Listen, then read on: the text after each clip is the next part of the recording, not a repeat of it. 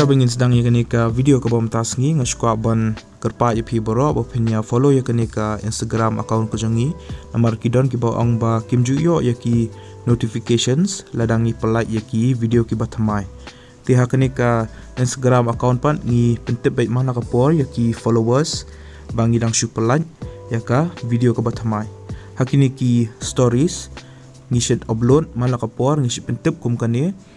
bangila upload video ke bathamai po YouTube bat lada pi klik ya ketika link ke badan teh jerong pensa yo sakawai pat ke link bat seklik biang sesisen bat kansa pen i baik syaka YouTube bat pensa i ya kenika video ke bathamai tis ngubha follow yangi hapo ke Instagram kanang ba pen nomdo yaki videos ki mingi upload thamai ti sesisen pat ngi pren sungphai phi baro syakanika channel ke jangi pat haganika video ngin pe yakini ki post ke barang shalat thamai po Shillong Meghalaya yakini ki post la palai taka Meghalaya Infrastructure Development and Finance Corporation Limited laneka MIDFC mentau benai arajar apoar ikatang juga ni ki post ke langkum ni Assistant Manager Administration bat ka Field Engineer kelas dia lani ka tarik bakado bapila pan submit ki applications kadai hau khat artrek benai August arajar apoar ia kini ka post Assistant Manager Administration ke balai kawai ka age limit lani ka kerta ke berdo kadai apoar snam bat ke bahaya do kadai sapusan snam ka salary lani ka tulap kandai arpasau hajar hakshi benai plus punya lang bat ka HRA lani ka housing rent allowance bat ka mobile allowance educational qualification kolong komne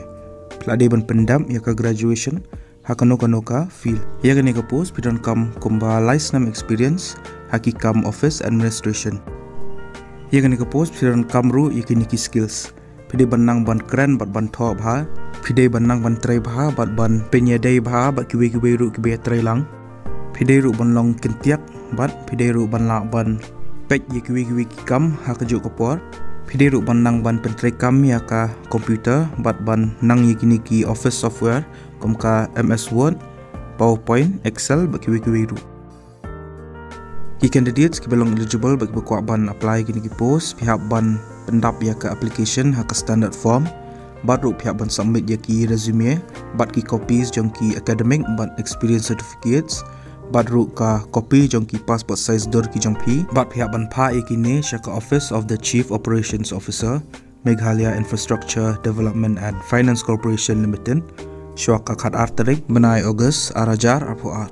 kalink jangan ka standard form application ngala ai po description jangan ni video seklik ya ka tu link sa download sa print bat sa pendap ya ka application form bat sa submit lang bat kita ki ki bangala ong ka official notification lani ka official notice ka balak pelai hi da ka MIDFC ngala ai po description jangan ni video ti sa download bat sepule syaba pin apply kini ki post